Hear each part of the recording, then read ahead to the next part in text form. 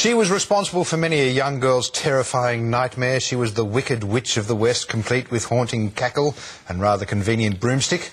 Or was she? Wicked the Musical tells the real story. More than 1,700 performers tried out for the 8 principal roles, but the most sought-after leads in Australian musical theatre, Glinda the Good and Elphaba the Green, went to Amanda Harrison and Lucy Durack.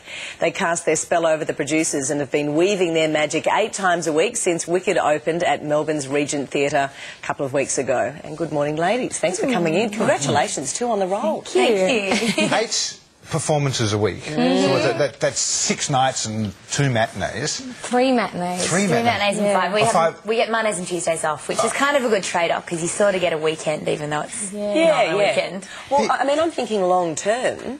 I mean, if this goes for months and months and months, you're going to need a bit of sanity time, aren't you? Yeah, the weekend is good. We don't usually get weekends in theatre, so Mondays and Tuesdays is a blessing. People just don't understand how much hard work it really is, isn't it? You must have to pace every hour of every day, is that right? Yeah, I think so, yeah. Because particularly for us two in this performance, we're on stage the majority of the time, so it's a really, really hard job. So our personal lives are probably suffering somewhat. Absolutely, and we use our voices in so many different ways, you know, yelling and crying and singing in different types of voices throughout the show. So I've never had to worry about using my voice during the day, whereas now we just have to have... Well, Lucy, you particularly do lots of sort of high-pitched little sort of voices and things, and that is very tough on the vocal cords, it's very tiring. So I end up having to spend a lot of my days in silence, which is really hard because a lot of my family are not in Melbourne, so I like to spend a lot of the time on the phone to them, but I have to really limit myself to...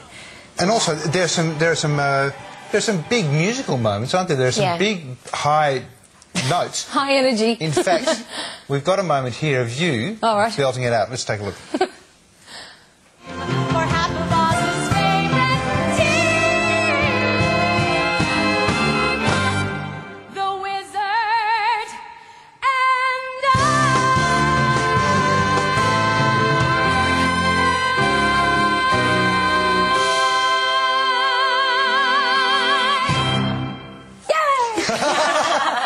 That's the moment we also get. What do you do to protect your voice? Well, I suppose it's just years and years of learning how to use it properly and going to singing lessons and using the proper techniques so that you're not kind of using your throat, using your support and your diaphragm and all of that stuff. So there's a lot of technique involved. Because I had nodules a few years ago and I had to shut up for a week and it nearly killed me. It would have. I was in tears. How did you manage? Well, I didn't really. Gracious. Because you can't even whisper. You stop talking. It was awful.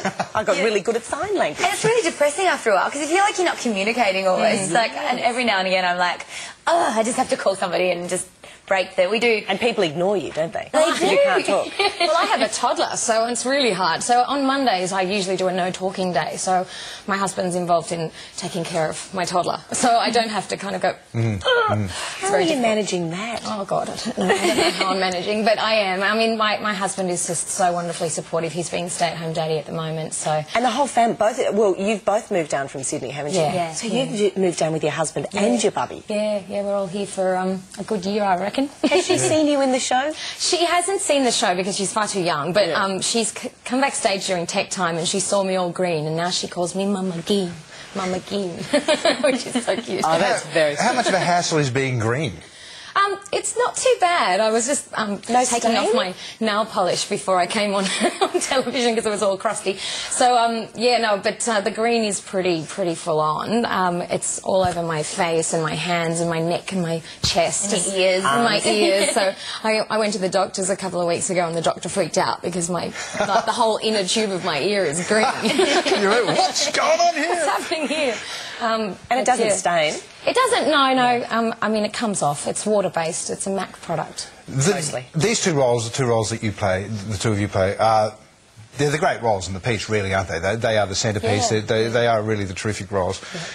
Did you, when you came to audition for the parts, did you know which role you wanted to play? Oh, yeah. Oh, you did? Yeah, I think, I mean, Lucy, look, she's Glinda. I've always, ever since I heard the music in 2003 when it first opened on Broadway, a friend of mine gave me the CD and lent it to me, and ever since I heard that, I was like, whoever's singing popular, I can do that. I want to do that. And so I've always wanted to. And then it's such a great... I love Glinda for her acting journey, and she gets pretty decent. She's Glinda the Good Witch, but she's kind of not good at all, really. No, she finds her goodness, I think, throughout towards the end, yes. Yeah. But it's actually a really interesting story that's woven through it, and quite a strong moral story. Yeah, absolutely. I do think that Glinda has got an innate goodness. She's always trying to do good, even though she just has a weird way of going about it for most of the show. But I do think she always thinks she's doing good. She just has come from a very sheltered background and is unaware of other things until certain things happen in the show. Because the show, of course, makes us aware that, in fact,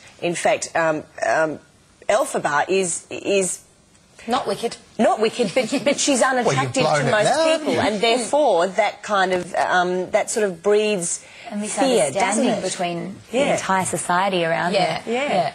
I think being born green, you can imagine. We were talking about the tattooed man the other day, the blue guy. Have you ever seen him? And the way people react to him. And I mean, he chose to be that colour. Isn't he the one with bolts in his head and filed teeth? So you can imagine that Elphaba comes across that kind of prejudice because she is green, and so she runs into all sorts of trouble and gets basically cast in the light that she ends up in The Wizard of Oz, basically.